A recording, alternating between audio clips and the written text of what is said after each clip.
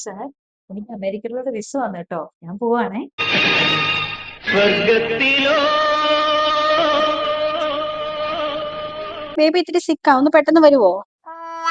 Sir, sir എന്റെ sister new born ബേബിയും കൂടെ വരുന്നുണ്ട്. അപ്പൊ ഫ്ലൈറ്റിൽ പോകുമ്പോ എന്തൊക്കെ ശ്രദ്ധിക്കണ്ടേ? ഇവിടെ ഫ്ലൈറ്റിൽ യാത്ര ചെയ്യുമ്പോൾ കൊച്ചിന്റെ വെയിറ്റ് ആണ് ഏറ്റവും ഇമ്പോർട്ടന്റ്. ഒരു 2.5 kg വേണം. കൊച്ചിന് ഒരു 4 weeks ഏജും വേണം. ഇത് രണ്ടും വേണം. പിന്നെ ഫ്ലൈറ്റിൽ യാത്ര ചെയ്യുന്നതിന് മുമ്പ് കൊച്ചിന്റെ വാക്സിൻസ് എല്ലാം പ്രോപ്പർ ആയിട്ട് എടുത്തിരിക്കണം.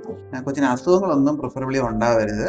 ഓവർ സെഡേറ്റിംഗ് മെഡിസിൻസ് ഒന്നും കൊച്ചിന് കൊടുക്കുകയും ചെയ്യരുത്. പിന്നെ ഫ്ലൈറ്റ് യാത്ര പ്ലാൻ ചെയ്യുമ്പോൾ എപ്പോഴും കൊച്ചിന്റെ സ്ലീപ്പിംഗ് അവേഴ്സിൽ പ്ലാൻ ചെയ്യുക, സോ ദാറ്റ് കൊച്ചിന്റെ സ്ലീപ്പ് ഇന്ററപ്റ്റഡ് ആവില്ല. പിന്നെ ഫ്ലൈറ്റിൽ വൺസ് കയറി കഴിഞ്ഞാൽ ടേക്ക് ഓഫിന്റെയും ലാൻഡിങ്ങിന്റെയും ടൈമിൽ കൊച്ചിന്റെ എയർ ബാലൻസ് ഇഷ്യൂസ് അവോയ്ഡ് ചെയ്യാനായിട്ട് കൊച്ചിനെ എന്തെങ്കിലും ഫീഡ് ചെയ്യുക അല്ലെങ്കിൽ സക്ക് ചെയ്യിച്ചുകൊണ്ടിരിക്കുക. പിന്നെ ഇൻസൈഡ് ഫ്ലൈറ്റ് AC ഉണ്ടെങ്കിലും എയർ ഡ്രൈ ആയിരിക്കും, ഒരുപാട് ഹ്യൂമിഡിറ്റി ഉണ്ടാവില്ല. അതുകൊണ്ട് ബേബി ഡീഹൈഡ്രേറ്റഡ് ആവാനുള്ള സാധ്യതകൾ കൂടുതലാണ്. അപ്പൊ ഫീഡിംഗ് പ്രോപ്പർ ആയിട്ട് നമ്മൾ എൻഷുർ ചെയ്യണം. ഫോർമുല കൊടുക്കുന്ന ബേബി ആണെങ്കിൽ ആഡിക്വേറ്റ് എമൗണ്ട് ഓഫ് ഫോർമുല പൗഡറും പ്രിപ്പയർ ചെയ്യാനായിട്ട് വെള്ളവും നമ്മൾ കരുതിയിരിക്കണം. പിന്നെ ഫ്ലൈറ്റിൽ യാത്ര ചെയ്യുമ്പോൾ എസ്പെഷ്യലി ലോങ് ഡ്യൂറേഷൻ ഉള്ള ഫ്ലൈറ്റുകൾ, എസ്പെഷ്യലി അമേരിക്കയിലൊക്കെ പോകുമ്പോഴേക്കും around 16 to 20 hours flight journey ആണ്. അപ്പൊ നമ്മൾ ക്യാബിൻ ക്രൂവിനോട് ഒരു ബേസ്നെറ്റ് സീറ്റ് തരാനായിട്ട് റിക്വസ്റ്റ് ചെയ്യുക. അതായിരിക്കും ബേബിയും കൊണ്ട് യാത്ര ചെയ്യുമ്പോൾ ഏറ്റവും സേഫ്. ഇത്രയും കാര്യങ്ങൾ ശ്രദ്ധിക്കുക.